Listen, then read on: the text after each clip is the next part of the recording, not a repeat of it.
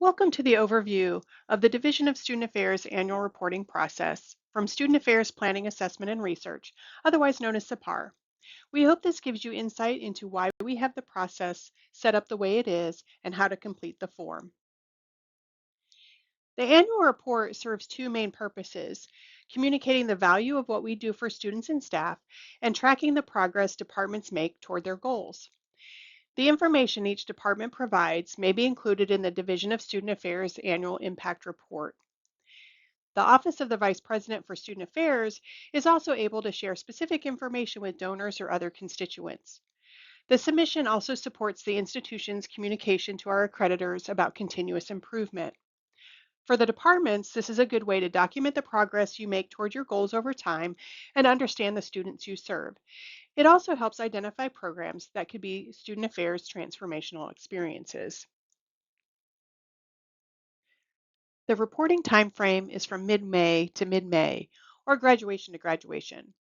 We understand that may not be the exact dates the departments typically track, but it is a consistent time for all departments and helps the division get information out in a timely manner with the impact report.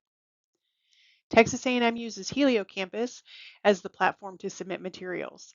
The Division of Student Affairs has a slightly different timeline and content than other parts of the university to meet our particular needs.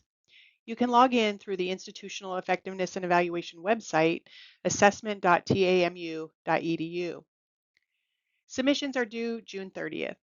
SAPAR staff are available for consultation before submission.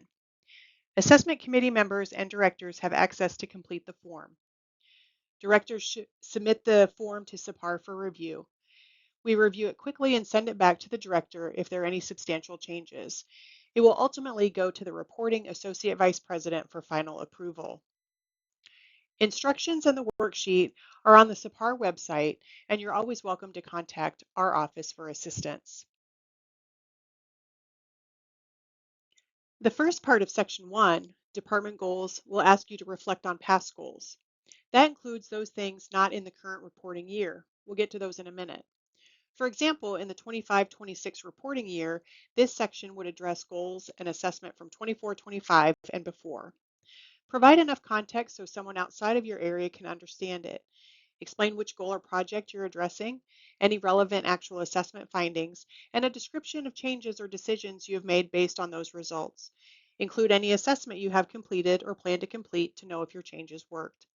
This section could include significant findings that were not previously reported on in your annual report, but it is important to continue to document work on your identified goals. Staff who have access to Helio Campus should have access to their past reports as a place to start if you don't remember what you've previously submitted. This information is used for accreditation purposes to illustrate that departments are doing assessment, using assessment results for improvement, and reassessing to determine if the changes had the desired effect. Your current year goals have been imported from what you submitted in the last annual report under next year's goals. You'll want to connect to DSA strategic objectives as applicable using the Add Additional Connection button. In this section, describe what actions you have taken to support your goal and progress toward reaching your goal. You'll want to describe what assessment tools or methods were used to support goal achievement. For example, are you using a survey, focus group, rubric, photography, etc.? When, how, and why are you collecting data? If you have completed assessment, what were your assessment results? If you haven't completed collecting data, describe where you are in the process. You'll also provide any progress made toward reaching this goal. What strategies and actions have you put in place to reach that goal? Based on the findings, what action did you or will you take? In other words, what changes are you implementing to make improvements to your program or service? Upload any de-identified supporting documentation, which could be a report from SAPAR or other documentation. Please do not upload any documents with individually identifying information. If you've eliminated a goal, just explain why the goal was eliminated. You can add additional current year goals by clicking on the Add Current Year Department Goal button. The current year goals section is used for university accreditation and department documentation and planning. The next area of Section 1 is your next year's goals. If you're completing this process in spring of 26, these goals would be for the 26-27 year. Similar to the previous areas, you will name, describe your goal, and connect it to one or more DSA strategic objectives as applicable. Describe how you're going to measure your progress. In other words, what tools are you using to collect data? You'll also describe what success looks like for meeting this goal and how you will know you've been successful. Provide enough context so that someone outside of your department will know what you're doing. You can add as many future goals as you need by clicking on the Add Next Year Department Goals button. Section 2, the Executive Summary, provides information about your department over the last year. For each section, you can include up to 5 entries for each category.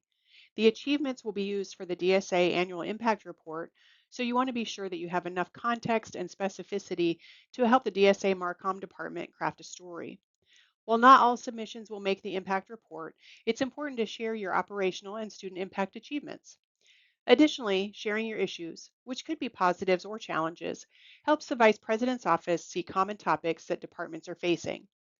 Depending on your department, you may not have 5 achievements or issues for each category, and that's okay. The key is to be thorough, clear, and concise. Section 3, Points of Pride, encompasses anything else you would like to share with the Office of the Vice President and the division's marketing and communications staff. Did staff get a big award? Was your department highlighted in external media? Did the number of students served increase from last year to this year? Did you finish a large project that you didn't mention in your executive summary? Did you implement a new process that saved time and money? This space gives you the opportunity to brag about your department related to the division's strategic objectives. The submissions may also be featured in the impact report, so be specific and provide enough context for DSA Marcom to use without much follow-up. When you click on a DSA strategic objective, a text box will appear for you to write in. The final part of the annual report submission is the program experience inventory and the engagement tracker. SAPAR will send you the form you submitted last year that listed the programs, services, events, and experiences that your department provides to students. This should make it easy for you to update. This spreadsheet should include student employment, workshops, presentations, services, organization membership, organizational leadership, etc. We really want to capture all the ways you engage students in your department. The purple columns help SAPAR know if this experience would qualify to be a student affairs transformational experience. If you have an experience where you collect UINs, as noted in the student tracking column, then the name of that experience should match exactly with the engagement name in the tracker form covered on the next slide. Contact SAPAR if you're not sure of how to complete the form or have questions about a specific column. The engagement tracker collects information about individual student participants using student UINs. The name of the student engagement should exactly match the name on the program inventory. The drop-down menu for engagement type helps us understand how students are engaging with the division. You'll upload the program experience inventory and the engagement tracker as the last part of your annual report. As a reminder, the content of the annual report is your opportunity to describe the important things you do and your support of the division's 6 strategic priorities and 13 objectives. As you're completing the form, it's really important to provide enough context and specificity that will help others outside your organization understand what you're doing. It will streamline the creation of the division's annual impact report and show an accreditor that your department engages in quality assessment practices to improve the student and staff experience. Be sure that your data is accurate and clear. If you have questions about that, SAPAR is happy to help you. Because we're ultimately here for the students, it's great if you can include the student and staff voices through quotes or other data. Your departmental communication staff or the Division of Student Affairs Central Marcom staff can help you with that as well. In summary, the DSA Assessment Committee representative has the primary responsibility to complete the annual report using the Helio Campus platform. The department director will officially submit the form by June 30th. SAPAR staff will review the submission and send it back if there are significant changes needed. It ultimately goes to the Office of the Vice President for Student Affairs. All of the information collected will be valuable to the division's annual impact report, the Office of the Vice President, and the university's accreditation process. If you have any questions, please reach out to Student Affairs Planning Assessment and Research.